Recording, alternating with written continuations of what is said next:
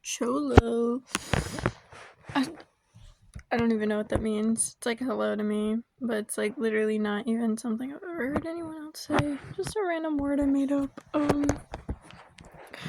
But I started saying YOLO and I stopped saying that because it's like I don't believe that you only live once. So Cholo is the new term. I need to grab my glasses because I can't see shit. Excuse me. Oh. Alright.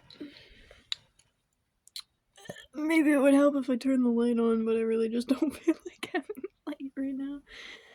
I just woke up and I don't really feel like having all the things illuminated in my room. For me to look at again. Really. Yesterday I was at work and I tried to make a video while I was doing my shit just because I couldn't write anything, and I wanted to keep the thought, but I knew like I was out of it. I was really tired. I was and I was at work and busy doing things, and normally I forget what I think of at the beginning of my shift, but I guess because yesterday I didn't end up sleeping before I went to work, it wasn't really hard for me to remember, and also it was something I pointedly like made a little video about, so I didn't even need to go back and rewatch it to remember that I had the thought. So it was just that like I was thinking about how for the first video I had to get rid of the 50 screens in my room. I had to hide under my blankets to focus on my own thoughts because it's still so much. And it's like I look around my room and I just have piles of shit everywhere because I stopped caring about even organizing it when I was going through that last depression and whatever it was, like all those things. I stopped caring. So even when I was in the middle of trying to like make my room better and reorganize, I ended up just kind of throwing stuff around in more places and stuff scattered. And for a little bit I did start getting it organized, but it just still looks so messy because of the fact that I have so much shit. And so I want to get rid of it, a lot of it. And once I start, it's gonna be like I'm purging almost everything, especially because all those little like trinkets and things I hold dear are from superfluous shit and memories and stuff and things with people that don't actually care. Like, I like my parents. I'm not gonna keep some stupid little thing I got for my birthday from them because they didn't know what else to get me than this. Like, yeah. So no, I ended up sleeping after work though. Oh no, the stupid little thought at work that morning though was, yeah, I'm gonna get rid of everything.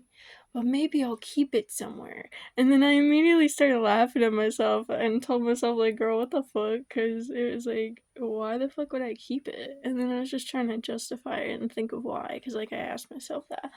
And I was like, no, that doesn't even make any sense. And then I told myself, like, if I was still collecting monster cans and I was finally getting out of that addiction, I don't need to keep it to look back at it and be like, oh yeah, that was the addiction. Like, wow, look at how much stuff No, I know how it affected me. I know the addiction. I don't need to look back at it to realize I'm not gonna go back. And if I want to document it or something, I can do that somehow.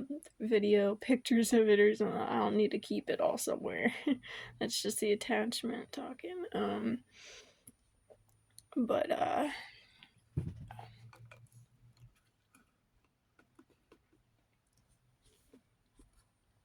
But so even when I came back from work, I was so tired. But I still didn't end up sleeping until like 6 something last night. And slept until around 6 this morning. But with times I would wake up and then be up for like 30 minutes to an hour, but I wasn't like up doing stuff. I was still laying down. And oh my gosh, that was the most peaceful rest I've had in so long because, and I say peaceful because it was like the deepest sleep I've had in a while.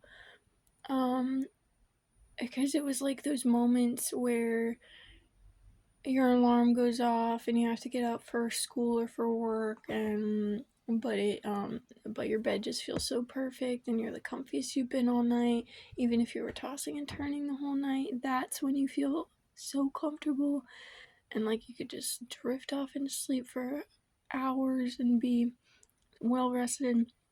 That was how it felt, but the entire time.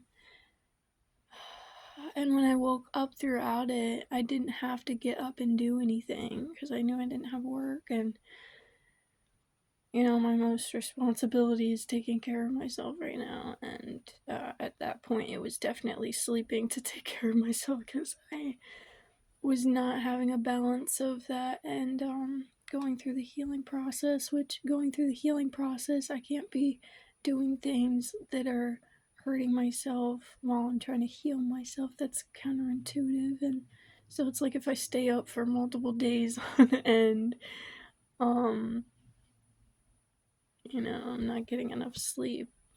And the thing I'm looking at right here, because I keep looking there instead of over here, is I sent myself screenshots again of a conversation I had this morning because Tag last night when I was sleeping had sent me a message like, or messages trying to get my attention, like, yo, yo, yo, hey, hey, yo. But he said at one point, I have tea, which, in case y'all don't know what that means, like, he has stuff to spill the beans, like, spill the tea, tell me the deets, get me in on this, new thing that happened. Normally with like high schoolers it means drama, stupid shit, but with him it's like it's just anything interesting or something he had throughout the day. He's like, I got tea. So I was like, okay, you can tell me when we get the chance tomorrow, which would be today. And so I texted him when I woke up this morning, and I ended up falling asleep again for another couple hours, but I woke up in time. Um, for him to talk to me while he was at the bus stop and going to the bus stop and everything. And I wish I had the screenshots from this conversation too, but it's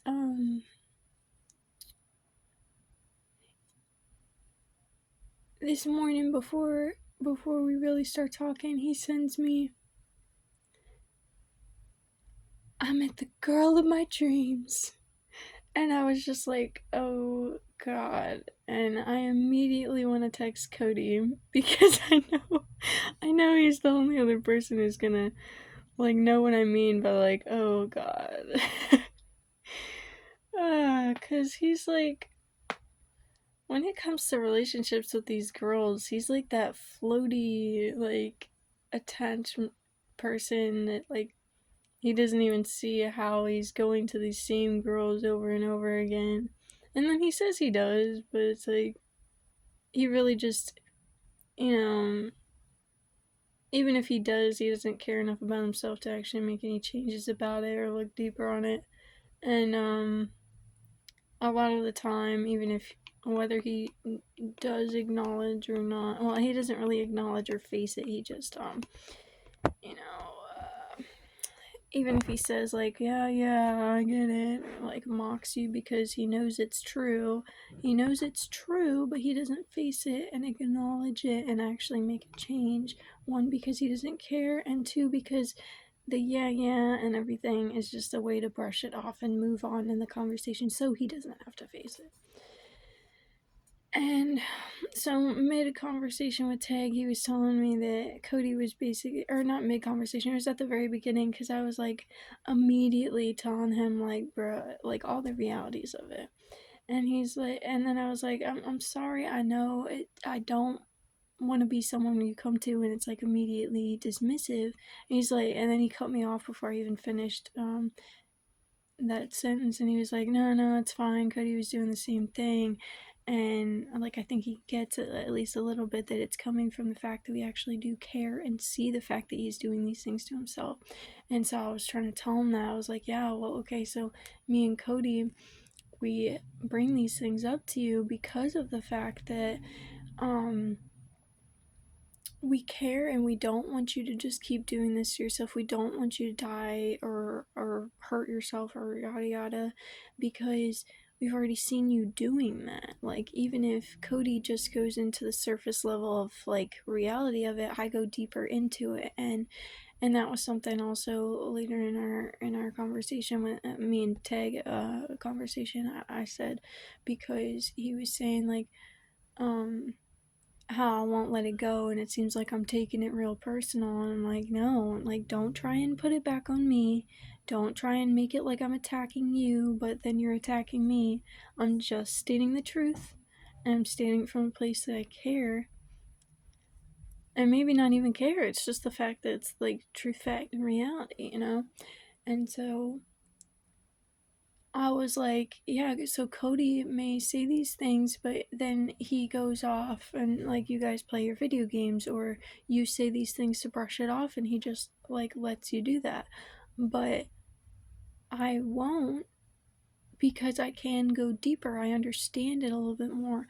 I mean, between understanding where it's all coming from being there our whole entire lives, and us having attachment, both of us having the attachments to these relationships. And just, I mean, I was a terrible role model with the fact that he's seen me do this my entire life, not even being healed from the one and then just jumping into the other. But it's like he went so far, and the thing that's scaring me in Cody is the fact that he went as far as, and I could tell this was scaring Cody before I even had the conversation with him. Like, this is stuff I was telling Tig in the call. Like, the fact that he went so far as overdosing, whether that was an attempt or an escape from his feelings, he went that far because of the things that he's still not healed from, and yet he's trying to do even more things and go into this crazy relationship with this bitch. He doesn't know her name, he doesn't know anything personal about her. He's just romanticizing these superfluous and borderline and surface level things about her that me and Cody can already see. It's like, this girl is crazy. And I told him straight up the second he was telling me all these things about her in the call, the first thing I said was, it sounds like this bitch is gonna be someone who just breaks your heart again, because you're letting yourself go into that situation, bruh. And so I'm just gonna hop from that conversation and then talking to Cody, because let's hope it's in order this time. It's definitely not. Okay, so I said, oh boy, I just got a message from Tig. I found the girl of my dreams. I'm on call now. And I'm not gonna share everything Cody said, because it's that's Cody's and Tig's relationship and everything. Well, let me flick on the light and plug my phone in real quick before I start going into these messages.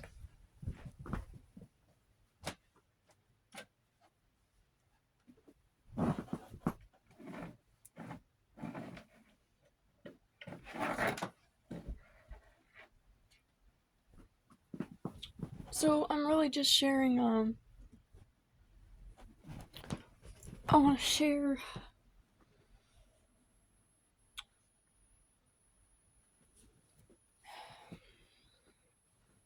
share what I came to and everything with this, with these conversations. And I kind of just, it really ended up just being, I mean, him, he brought up points, of course. I mean, we were having a conversation. This is actually a real nice conversation, you know. But it did end up being a lot of me just kind of preaching at some point, so then it wasn't really too much of a conversation. But that's also because he's going to school at the moment. But like I said, we both thought she was crazy. And we both thought the tech should stay away. And I was like, at least, like, if you're gonna have interactions with this bitch, like, start out as friends, you know? Don't just jump in the relationship. His ass was trying to say,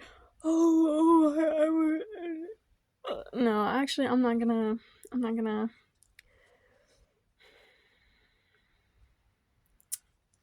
Sometimes I'm cautious of what I say on here about Teg's personal stuff because if my mom sees it and reacts in some shitty fucking way that she tries to act like is oh so great parenting and helping him and savior and virtue signal, pity party. Um, fucking bullshit. Like you're gonna get a pity party for yourself because you feel oh so bad that I'm calling you out. I know the fuck you are. It's like I can literally. It's basically like you dazzle the room with your pity streamers, and then everyone already knows. Like, oh, just to come in like, oh, I can't. That shit would piss me the fuck off. And then she'd act like she's doing shit. Anyway, that's not the point. It's just something I need to think about on my own and really work through, especially why it pissed me off because of the certain situations that I don't even really remember right now. It's like how it made me feel and everything. But as I said, okay, so I started out with, oh boy, I just got a message from Tag. I found this girl of my dream. I found the girl of my dreams, and I'm on call with them now. And Cody was like agreeing with all the things I was saying, basically that what I told him very start out, like she sounds like a crazy bitch, and that obviously Cody didn't say that. He's not the type to randomly curse about a person. And the fact that he should be staying away. And I was like, bro, I'm saying exactly. It's because he's not healed from the past ones. So he's chasing that addiction of the crazy feelings these girls give him that me and him, have been dealing with our entire lives from home lives of like, oh, we get that comfort and oh, we get that. I looked up, when my mom was telling me over and over again that our dad abused us my entire childhood and everything, and then when I started really like understanding what abuse meant, I started looking things up. And especially because I had this whole problem with having this hope with my dad and thinking over and over again that he was going to get better. And you know, my mom would always she started calling me out, not to actually help me, but just because she was pissed off at other times, and that would be one reason why it was so hard for me to actually come to terms with this, because the only time had anyone actually telling me that I was doing this, it was when she was just pissed off about other shit, so she was just spreading nonsense at my face. But it was like really every time he got better, I would like better, which was this vacation time, this thing I looked up about abusers where they basically have this time that reconnects them with that person, reaffirms that trauma bond, really makes that person feel like they are safe there and that they need them and everything else. And then that vacation time ends and it goes straight back to that person being awful and mistreating them, abusing them, and um so So yeah, we would have that vacation time with our parents, but then it would go right back to that cruel shit. And even in the moment, and I think that's one of those big reasons why I felt so bipolar for so long. And because of all these feelings, I didn't actually slow down and understand. It was just everything all at once, everything all the time, all at once. You know, like that movie. Oh no, everything, everywhere, all at once. That's what the movie's called. But anyway, that's just a random little story thing. But gosh, and I'm feeling the tenseness in my muscles, and I think I realized another reason why I have anxiety and this these tense feelings a lot of the time when I'm trying to let things out. I'm not even trying to, just like being honest and open with myself and or another person. Like I was getting these really tense feelings when I was having a conversation yesterday, And I really realized when I was watching on one of Unk's videos about the fact that sensitive and neurodivergent people, um, we have a lot of trouble letting go of things. We cling on to it. It's that comfortability of things that we've known. And, I didn't relate all of that before. But yeah, that video definitely helped me realize that. And help me like that. It's talking about those lymph nodes, um 88th day juicing video. And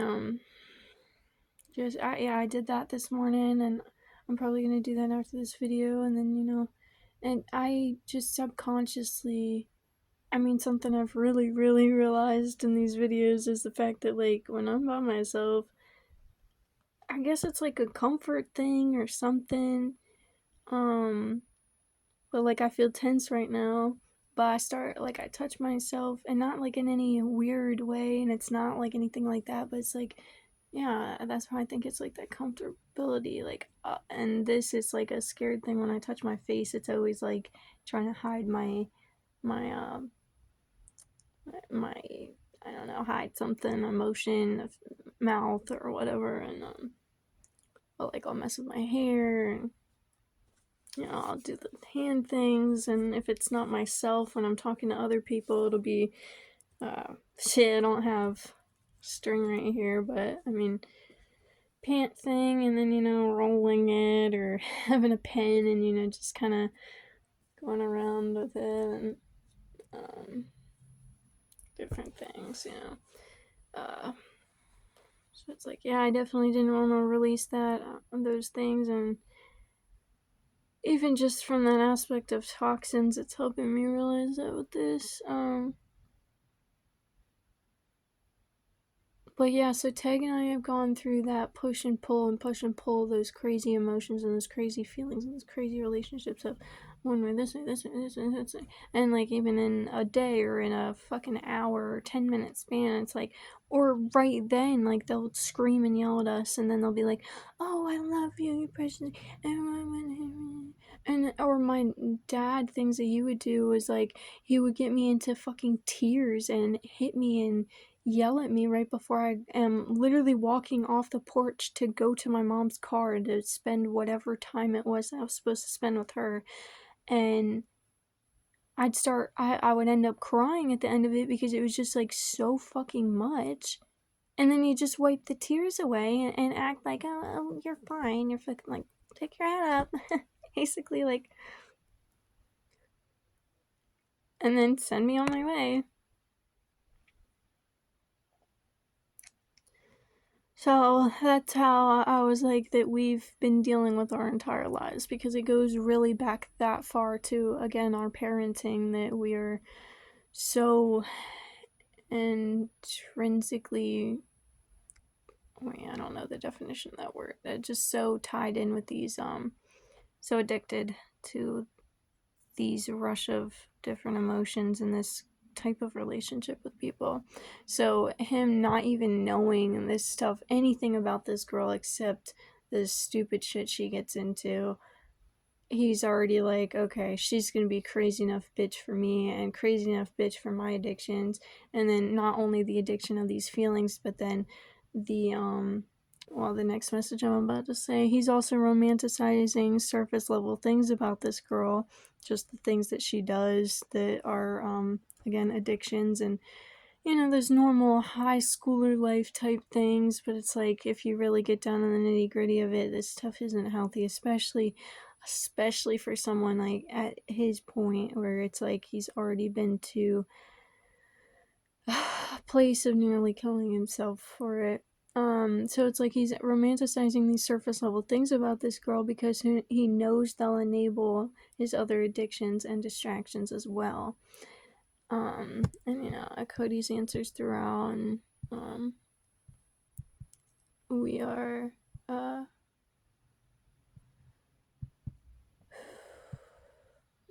getting an understanding of each other here.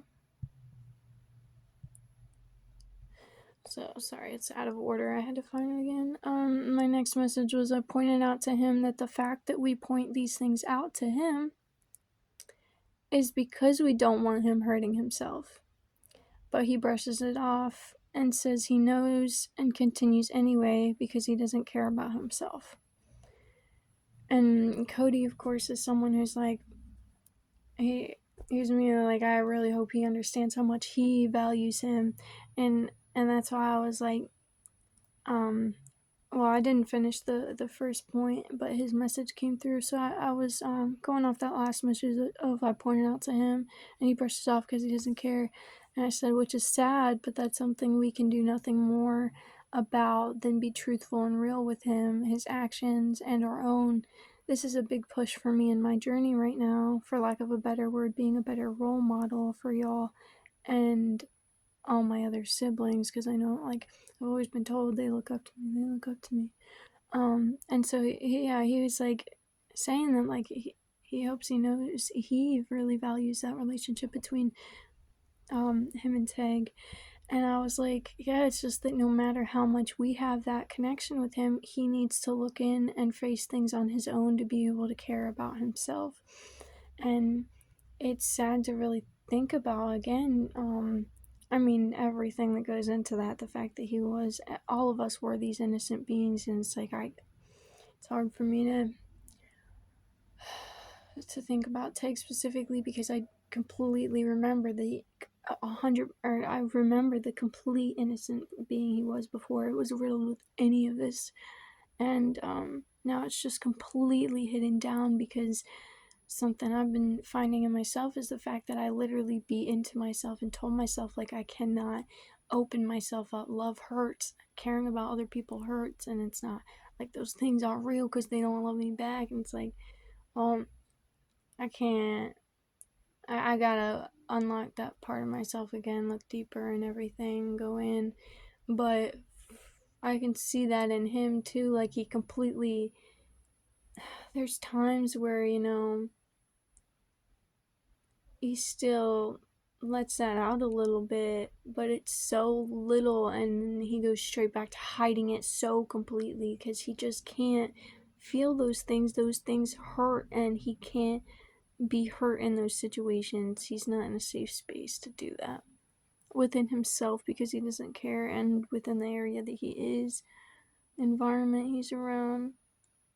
And it's yeah, just no matter what, he's gonna care about himself, look deeper. Which again is why I'm doing that, and because I could see with my parents that if we don't heal all those emotions and pain, we will subconsciously project on people in our lives, which the people in our lives are generally the people we care about. Like, those are the people we keep close, so those are the people we're going to be hurting. And so we're just trickling down pain to people we care about. Oh wait, so we're just trickling down pain to people we care about and ourselves. But we don't care about ourselves in that sense. And we don't actually even really care about those other people because we don't have an understanding of what that care and love really means. If we can't with our own self. And if we just think that, like, I mean, if he's wanting to get into this relationship and thinking like this is love or whatever, like, obviously he's not saying he loves her already, but I'm saying that, like, he thinks that getting in this relationship with this bitch who's clearly gonna treat him just the same as the psychotic bitch that literally went into the mental hospital after fucking with his life, pardon me, and the other psychotic bitches he's been with that are just like, they're even worse than our parents with the way that they act sometimes. They're just outright crazy. And everyone can actually see it because they're young enough that they don't know how to, like, just act like they're normal or whatever and get away with gaslighting and manipulating and abusing and gaslight, gatekeep, girl bossing. And so the next the next messages he's sending are just like, it's really like, it's really real, and even if it's still surface level, because I had said something about him not being surface level with his thoughts, and it's like I think it's still kind of surface level, but it's still him facing actual reality of things, which I'll get into is like I say, and it's hard to do that, especially when you're completely surrounded by fantasies and falsities and distractions all the time. And it's not like I really thought that he would be someone who would be real, considering all the things that we feed into each other, all three of us, with just the distractions. And I mean, like I said, he was someone who bought those Call of Duty games for me, but he's always someone who really doesn't just brush off something I say when it's like real. So I was like, Cody, I really appreciate how deeply you think, and maybe not deeply, but real, like reality.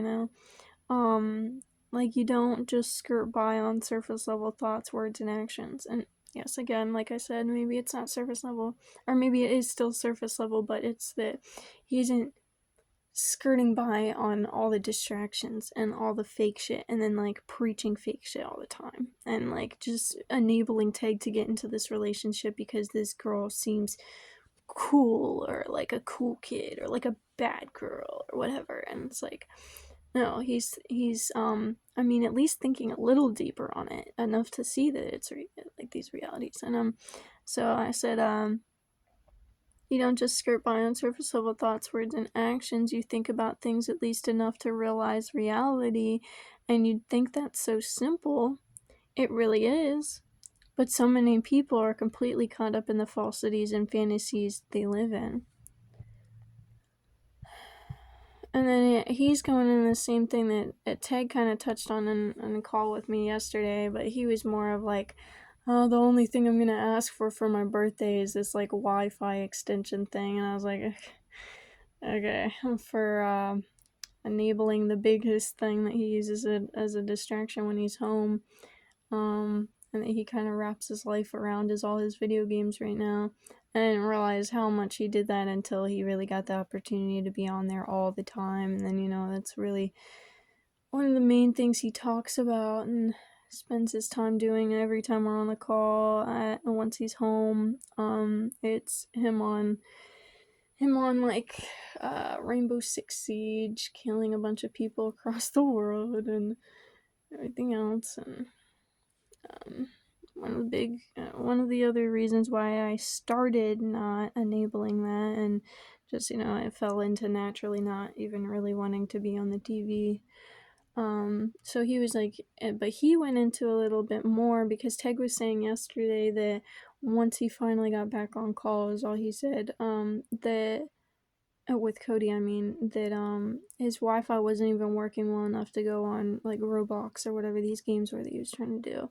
And then he was trying to play with Cody and his brother, and that the Wi-Fi wasn't working, and like thank goodness it wasn't just the Wi-Fi on his end, because he would have felt bad. And so that's why he's asking for the Wi-Fi extension. But no, Cody was telling me that it was just another one of those times where he was told to clean stuff up that he didn't even know about, and it's not his fucking mess, but then had to get off to go eat. So it was like mom's snatching him away to do superfluous bullshit and use him, and then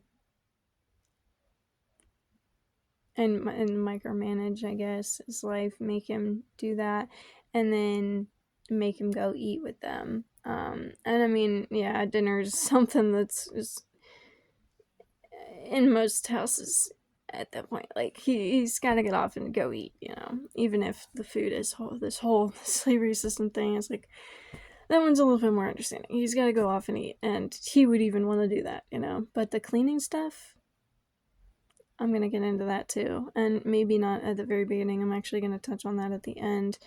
But yeah, and then this is the only message I'm reading from him, just because it's like, it's going off the same stuff that me and him and Teg talk about all the time. So I don't really feel like I'm outing him for anything. And it's not that I'd be outing him for anything else. And or that he's trying to hide this. Like I said, we both had these same conversations with Tag. It's just that we're touching base, and I'm really glad that I did start this conversation, and I'll say this later because it's like, yeah, I'm just gonna read what I'm saying before I start talking anymore.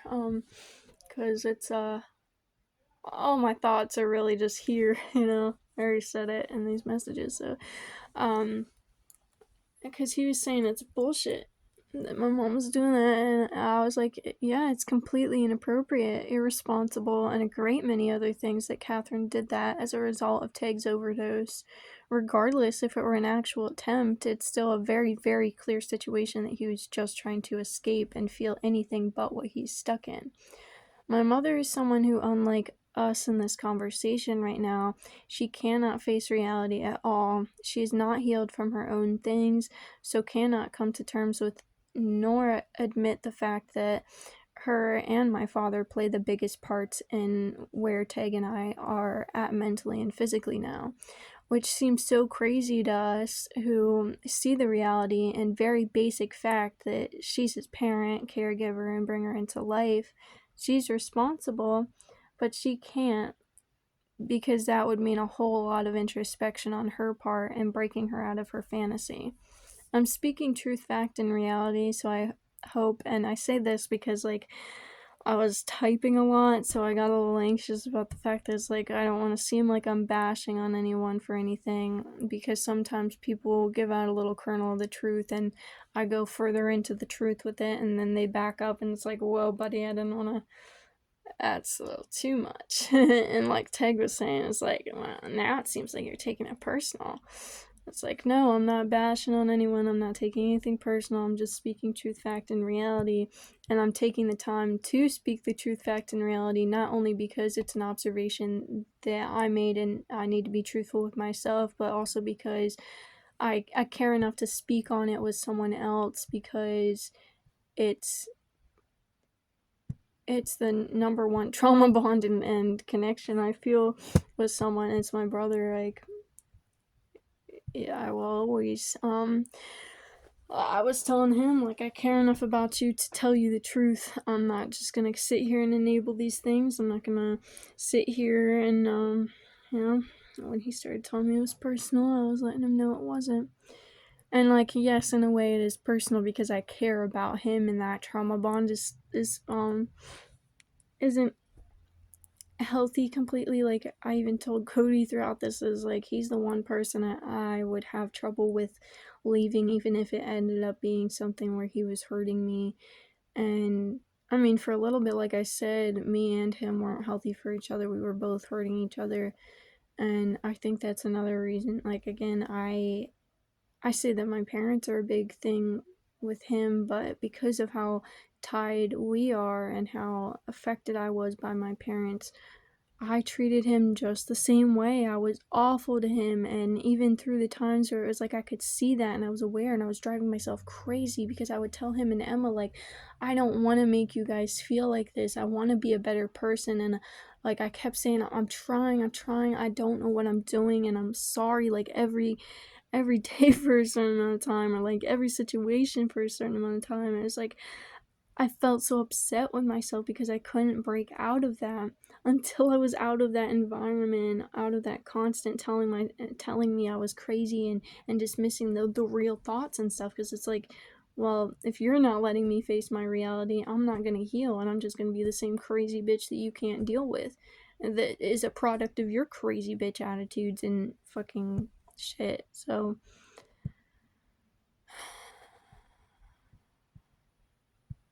where did I leave off? Because these things are so they're so out of order. So that was the first one.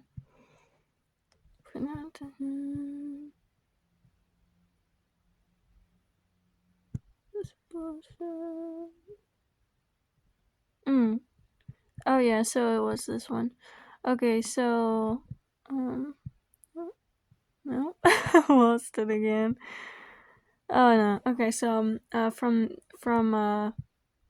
I said So yeah, I'm just gonna read this again. It's completely inappropriate, irresponsible, and a great many other things that Catherine did that as a result of Teg's overdose. Regardless if it were an actual attempt, it's still a very, very clear situation that he was just trying to escape and feel anything but what he was stuck in. My mother is someone who, unlike us in this conversation right now, she cannot face reality at all. And I say at all because it's like we're still just touching on a little bit of reality, and he still uses a lot of distraction. I mean, we both still use a lot of distractions and stuff, so there's clearly things, yeah, I'm not gonna get into his personal stuff, especially before I start talking to him about that, but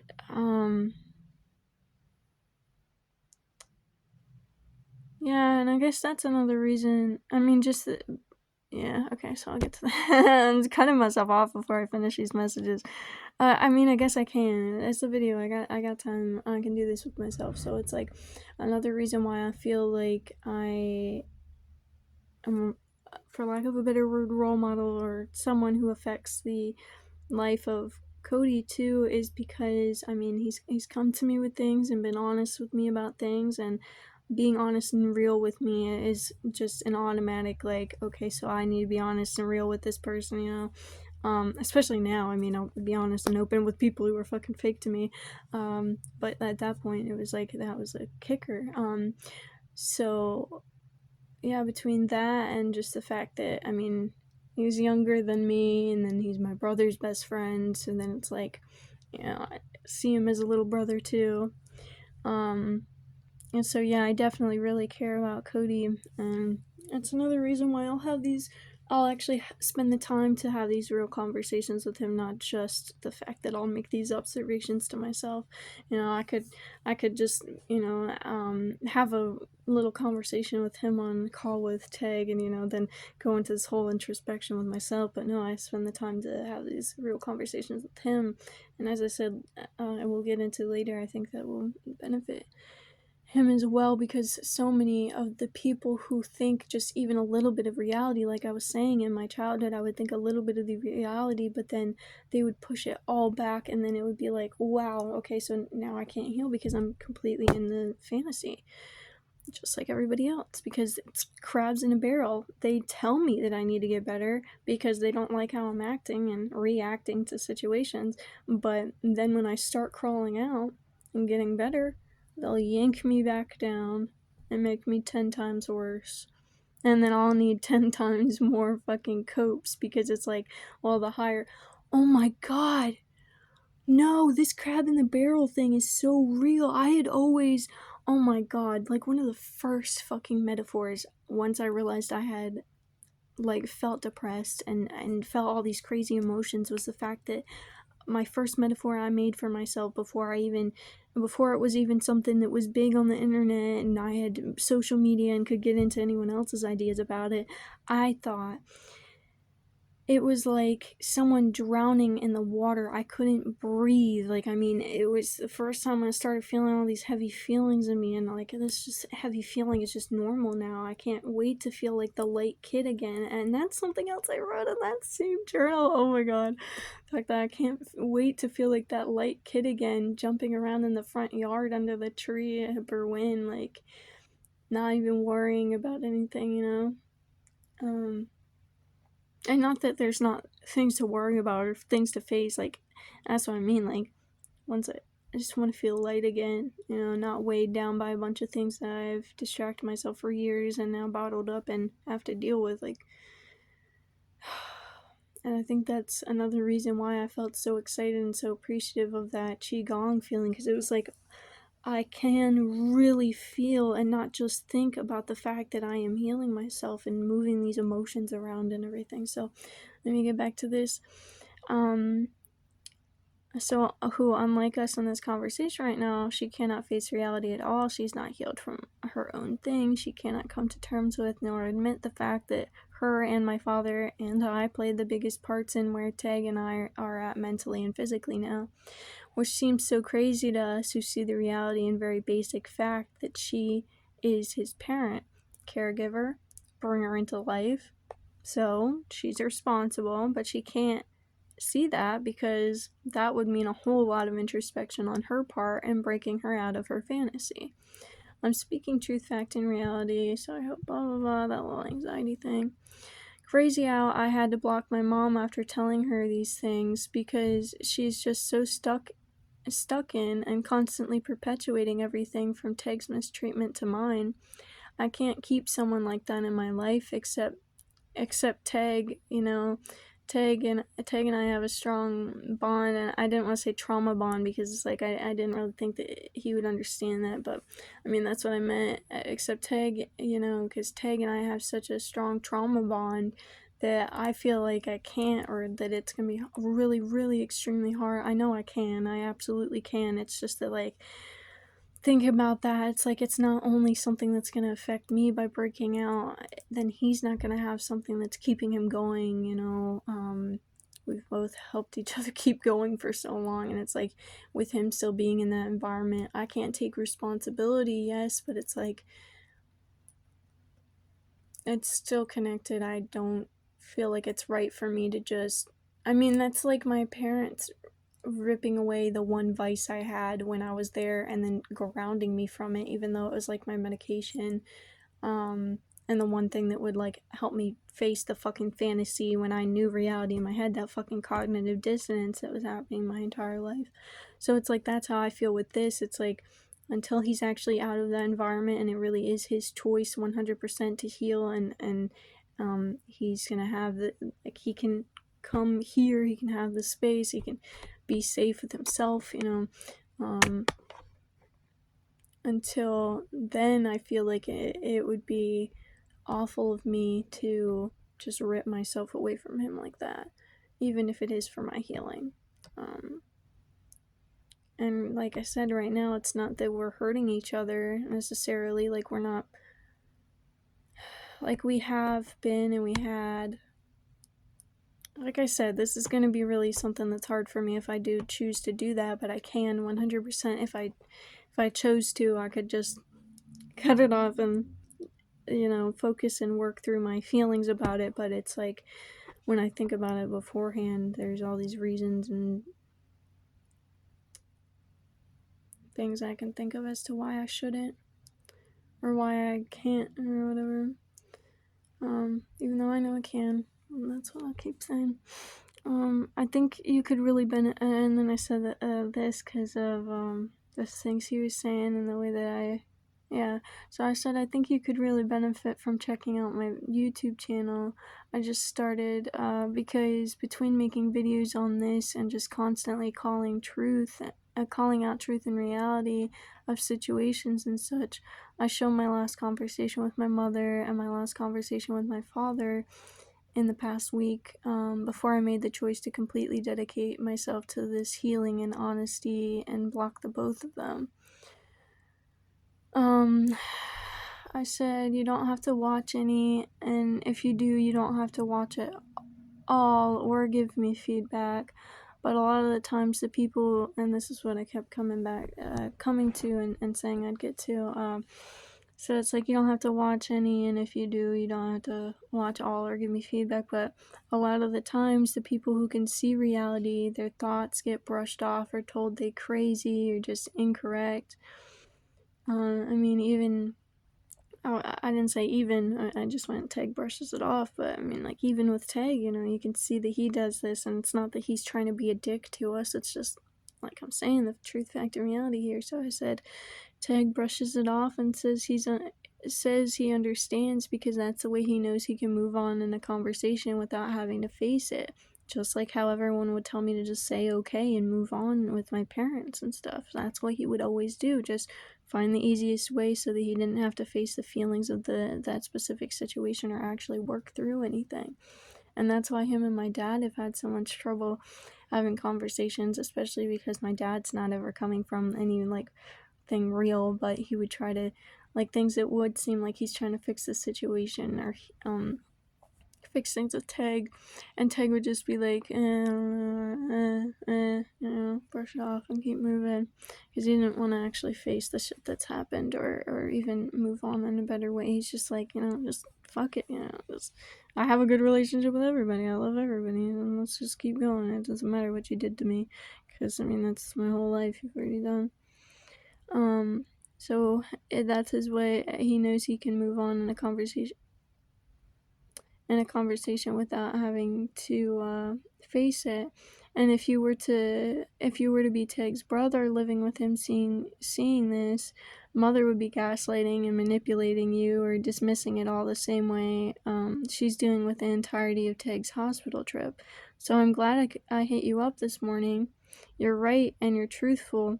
And I know I just said a lot, so I'm sorry if it was too much. In the course of doing this for myself, I've been getting back to being good with my speech.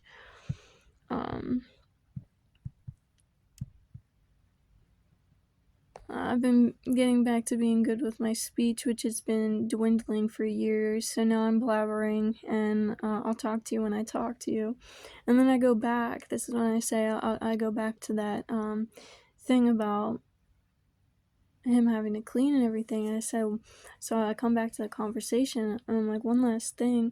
Going off the having to clean messes that aren't even his, connecting it to the fact that she can't even care about my brother or I, because she can't care about herself nor face reality. Why does she have children? Why do people who don't show love and care to their children but virtue signal and say they love them have children? Maybe because they hope to feed off that real love and innocence that everyone projects at that age. Because when we are born, we are all born our natural beings and have to hide that more and more and build whole characters just to keep going. But everyone wants to feel love and make real connections, until we just want comfort from all the things that we don't look at, until it's all so confusing that we don't even know where to start unless we really slow down. And that's where I ended that. And his next response to all that was, what's the channel name? And so I sent him my YouTube again. So yeah, hopefully he takes something from this, and maybe not even I don't know, the biggest thing I'm thinking about in this conversation, and really any time I'm thinking about Cody taking things from this channel, is just that I'm being real, and I'm opening up into this space that other people can see too.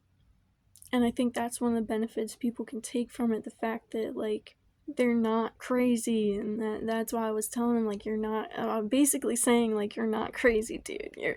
You're not, it is really happening. And yes, she is his mother, all of this stuff, it's plain to see, but she will deny it. And if you were in that situation, she would manipulate you and gaslight you, and oh my gosh, tell you you're crazy. And just like my dad would tell me I'm crazy, and she'd tell me it's just not happening. My mom would dismiss it, blah, blah, blah. Both of them, all of it. But then they'll pity party and virtue signal and act like they're our savior. But it's like, what are you even my savior from if I have nothing going on? If I have nothing to fucking heal from, then what the fuck are you saving me from? Oh, what the hell? Yeah, sometimes I just feel like laughing about that shit, because it's it really just doesn't make any fucking sense. And that's exactly it, because we're living in some fantasy land, and I'm not about to stoop into that little world. Messy little... It's there's, I think it was in The Labyrinth. Oh, maybe not. I don't remember that movie well enough, but some of those old-timey movies where they would have a feast set out on a table that would be seen in a mansion, where the one owner is here, and then all the way on the other end here's the other person. It's the king and the queen or something. Well, no, king and queen would be thrown and together and everything, especially because of protection reasons. But like I said, mansion or something where there's just that really long table, and the two owners are on the two heads of it, and then everyone on the inside. And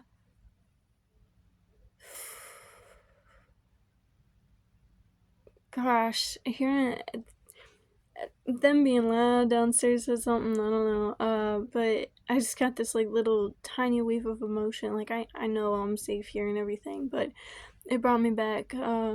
Something else I wanted to touch on was this feeling I got when I was at work the other day, where the assistant manager started yelling at this customer, telling him to like, go to another store. Oh my god, thinking about it right now is making my stomach turn and like actually feel so sick. Like, I just want to fucking like bawl my eyes out. I'm in a safe space to think about it enough. And even then, I almost shut down and went into one of those those days where something happens like that, or if it was a bigger situation, I would have, but where I shut down, I don't let myself feel the emotions, I don't let myself connect to anyone, and, or really feel hype about anything. I just get the shit done, get done what I need to do, go about life I need to do, because, hearing anyone get aggravated like that with another person, it scares me on so many levels, and it's like, especially when I'm not expecting it. Like when I first got here, there was somebody who was yelling in the house, and like I definitely understand what they were going through. Like they just needed some real shit, and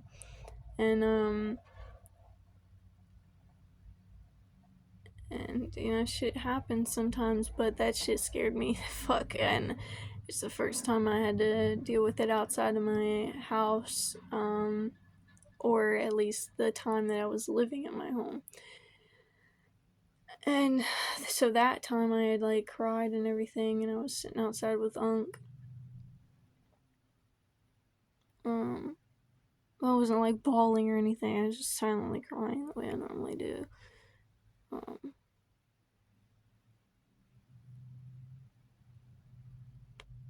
but yeah, it's like the same thing. I react terribly to loud noises and loud, aggravated. Almost fell into calling it a fucking conversation. It's absolutely not a conversation. That was an argument. The guy comes in a mood every single day. So at the same time as feeling really upset and knowing like I wanted to step in and like take over the situation, but I started feeling sick and I just needed to step back, and it's like she's the assistant manager, so if she's gonna handle the situation like that, then that's the way the situation's gonna get fucking handled. I'm going back to my sandwich station. Um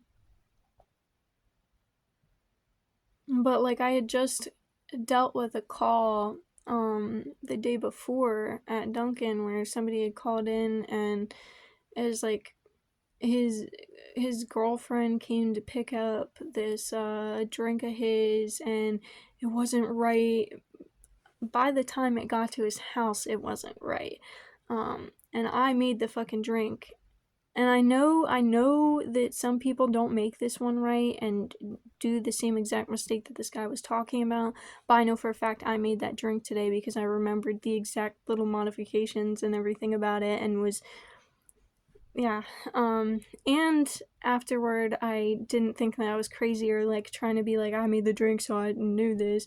Like, then my actual manager was standing there like after I told her what happened on the call, and she was like, yeah, I remember that sitting here because it sits in the mobile order spot before somebody comes in and picks it up. And she's like, yeah, I was definitely fucking right. Well, she didn't curse, but it's like, yeah, she was, yeah. And I was like, okay, good. I thought it was crazy. And she's like, no, you definitely aren't. Like, um, sorry, that was loud. Um, but yeah, the drink is a macchiato, which is the same thing as a latte, but instead of stirring the flavor, the milk, and the espresso together. The flavor and the milk gets mixed together, and then the espresso sits on top of it. But if you shake it or mix it, it's gonna look like a latte and immediately be mixed all together, you know? And so his girlfriend, I mean, just the little vibrations in the car could have been doing it, or her actually shaking it, I don't know. But, or just like her normal movements or anything. Like, if she's not thinking about, oh, I gotta keep this separate, you know, and like carry it carefully, then it's gonna get mixed up. And like I said, even the vibrations in the car could be mixing it together. So yeah, so I was like, even though I knew that what the drink that this guy had a problem with was right this time, he was saying every time he comes in or gets his girlfriend to pick it up or blah blah blah blah, it's incorrect. So he wants a free drink when he comes in later, and then he's never coming back to the store. And this guy started, yelling and all this stuff and seemed so upset. And with upset customers, it's easier to deal with them than my parents, but I deal with it in the same way of just keeping calm, not letting them know that they're actually affecting my emotions. And with this guy, I was like, he's not even affecting me. It's like, you're just mad. I'm not gonna take these things personally anymore because I know they're not personal. And it's easier to do that once I start healing through the reasons why I have taken it personal, But no, so I wasn't even taking this personal. I was just calm about it, and I was like, okay, I understand. I apologize. And he is like, keeps going on and on and on, whether he's talking over me or letting. No, he was polite enough to not talk over me, but he would immediately as soon as I was done, like apologizing or not. I definitely didn't try and explain. At one point, I even said like. I could explain things, but they're gonna sound like excuses. So we'll do this, and this will be the thing to fix it, and I'm really sorry that you're not coming back. But we do all we can right now. And blah blah blah. Just staying calm, staying calm. And by the end of it, and I think I said something after a little while, and still in a calm way, I was like, because he just kept going on and on and on about the fact that it's every time he comes in here and there's like people need to get trained better. And I was like, I laughed a little bit when he said that because I was like, shit, I mean, yeah, that's the biggest problem here. We don't have enough people on floor to be training the people correctly and everything. And I mean, we're definitely starting to do that now. We're fixing things up and everything, so I'm happy about that. But yeah, he said that, and I was like, yeah, I mean, that's definitely a big problem. But like that's when I was like, I said the other thing. But towards the end of the conversation, I was like, um, saying something about the fact that like. I mean, well, clearly I haven't made the drink every single time, but he's taking this out on me or whatever. But so I was like, I said something calmly that made him realize, and he was like, yeah, oh, I know. And then like, and when he was saying this, excuse me, he I could feel his voice immediately calming down, and like the tenseness in his, everything where he was coming from calmed down a little bit. And he's like, yeah, I know you're probably not the person who made the drink, but it's like a problem I deal with it. And it's like, yeah, I understand. So we'll fix it when you come in. I'm very sorry. And he's like, yeah. So do you want to take my name? And I was like, yeah.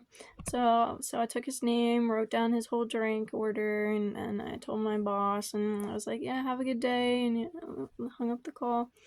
And I really do hope that guy has a good day. Cause, you know, everybody everybody around here, not around here, around in the society, that's what I was thinking. I don't know why I said around here.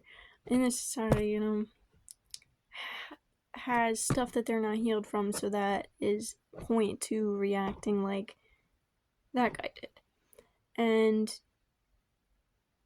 he was enough of something to calm down once, he realized how much it wasn't a big deal, and that's something I can appreciate, and maybe that's something I shouldn't.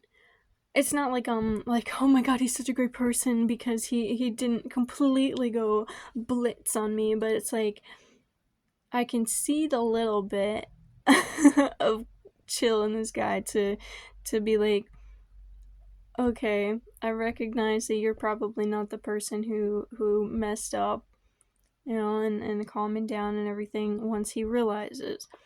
And I can appreciate that because it's like when someone points out reality to somebody else, it's normally backlash, not okay, I can really calm down now.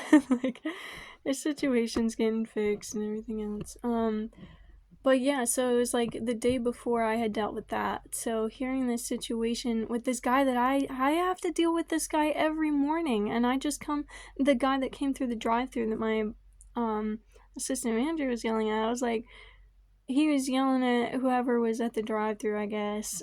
I didn't hear the beginning part of it, but he's always a dick, but in some passive aggressive way.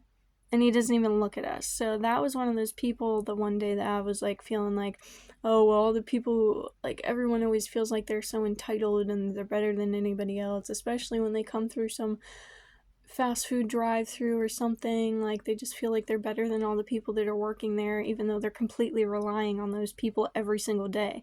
And like me and Holly were saying, it's like there's another Dunkin' in town. You come here every single day before work. If you're too mad before you're like coming here, don't be coming here and treating people like that. You rely on us every single day. um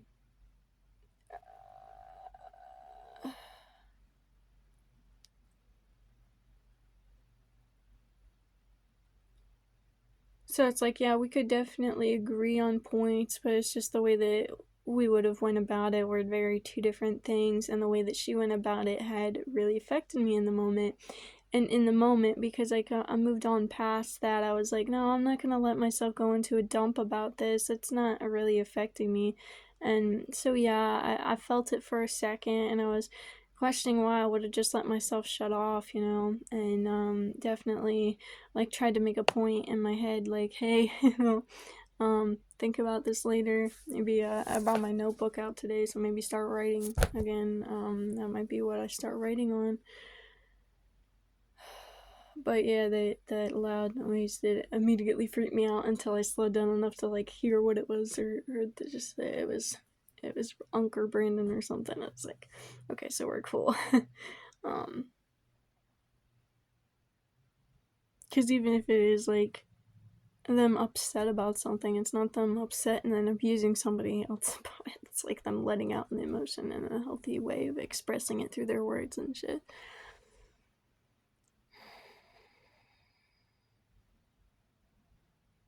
And so that's the way I can come to terms with a current situation or something, but like I still feel all this anxiety and everything from all those things that I haven't faced in the past as to why I still react like that. And why, and the day that it happened at work yesterday, I immediately went back to the fact that like anytime my dad would be in the kitchen and I would hear pans clish clashing or something, it would put me back to all the times that I would hear the pans clish clashing, and either be him throwing around clean or dirty dishes, or just he has a little bit of trouble with the pan coming out of the like cabinet because it's attached to everything else, and he'll just fucking ink fucking do this shit and like until it fucking comes out, and even if it's like all this other shit explodes with it. And it's like that's what I have so many reasons why there's loud noises and loud people that just scare me, and I can't deal with that. But yeah, so that was something else I wanted to touch on, and this video is an hour long at this point. Uh, but yeah, um, that's something else I came to after the end of that conversation with Codes is that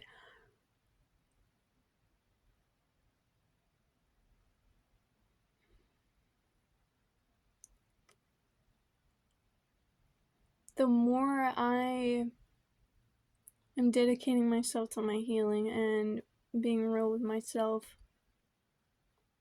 I mean, I was surprised with my Uncle Matt and my Auntie Crystal's responses, even though I responded back to them and I haven't heard anything, so I don't know, maybe they thought it was a little too much or something. But I was like, yeah, I mean, even if he started doing this group talk thing at the beginning of the year, and then the end of the year he has gotten into inner child work, I mean, what's the next thing he'll get into? You know, if he keeps down that path, he really can keep healing. And but maybe what all I was saying at the moment's a little too much for him to like take, because it was a lot.